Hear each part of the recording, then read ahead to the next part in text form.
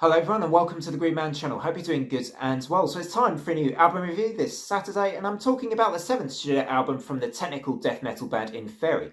This is their release Heaven Wept, which came out yesterday on the 10th of April via Artisan Era, and the album is 8 tracks and 38 minutes in length. So for those of you unfamiliar with Inferi, they are often compared to the Black Dahlia Murder, except I'd say they're a hyperspeed version of that band with all sorts of blizzards and flurries of guitar solos, rhythmical changes, mind-boggling drumming, and just all kinds of interesting dynamics, as well as a hint of a symphonic sound at times. I feel like with the arrangements on these albums, they just have this epic, but super technical and really interesting style about them that I think has at this point become quite distinctively Inferi. They've evolved into this technical style over the years. I feel like they started off a little bit more on the metalcore side of things. But what amazes me most about this band is that they aren't more appreciated, even within, I guess, the slightly niche world of technical death metal. It doesn't feel like Inferi get mentioned that much, or given their stellar discography to date, they deserve a hell of a lot more appreciation, to my mind, than they currently get. And when they release albums like this, like Heaven Wept, it just astonishes me even more that these bands aren't on the tips of every death metal fan's tongues. And what an album this is. So the lineup for this album, there has actually been a lineup change, which is something else that impresses me, is that despite the lineup change, this is still at the standard for me of other recent phenomenal albums from Inferi, like Revenant. Incidentally, Revenant was my 2018 album of the year, for those of you that remember that particular list that I recorded on the channel. Not in 2018, I think a few years back.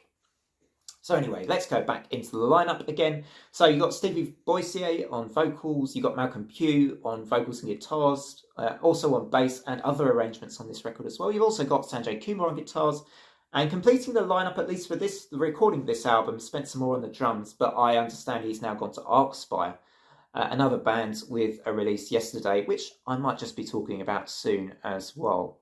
So anyway, let's go into the songs on this record a bit more. I don't go through every song in my review, I just pick out what I found to be highlights for me. And this is one of those albums. Technical death metal albums can be quite hard to review sometimes, but this is one of those albums where I feel like it has struck me quite early on, despite its technicality, just how good and how, cohesive and concise this record has managed to be within its 38-minute runtime.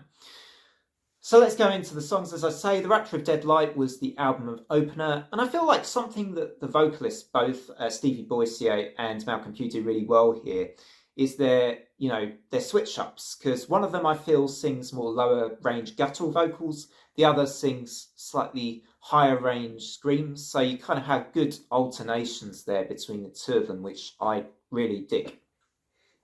Master of Nothing, the third song I wanted to shout out, because this really blew my mind, this track. This has got so many great instrumental changes with those blizzards of solos and riffs that I was talking about earlier.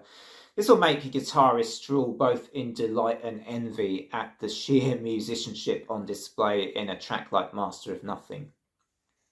The title track actually came around the middle of the album, slows things down a bit, it takes the pace off a little bit, but that for me kind of calls off the album in a good way. Given the pacing of Inferi records, sometimes I feel like you can just be so overwhelmed by how fast they are, how complex they can be, that it's good to take a breather. And for this record, I feel like, this really works in the context of Heaven Wept. The title track, Heaven Wept, works very well with its placement in the centre of this record. Of Rotted Wombs, rather, that feels like a track that could have been on Revenant, on that 2018 record, with more sensational solos, developments, and, there's that blistering pace that you had oftentimes on that album. And the barrage of heavy grooves, actually, on final track Godless Sky, did remind me quite a bit of a Cytotoxin kind of sound. That German tech death band that I've mentioned before on this channel. With also just, again, swirling guitar solos towards the end of the track, and a really stomping breakdown that was absolutely the chef's kiss moment on this particular record.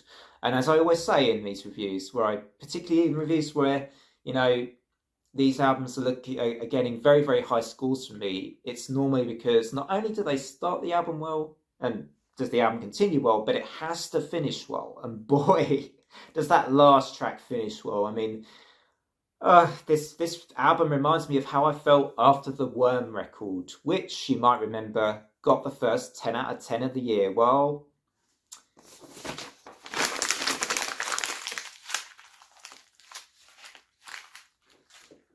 there we go. Yeah, screw my notes. This is another 10 out of 10 record. And can I just sum things up by saying, Heaven wept because it heard the sound of Inferi once again. Until next time on the channel, everyone, thanks for watching this review. Do drop a like and a sub if you're new to the Green Man. Otherwise, from me, Greenlings, bye for now.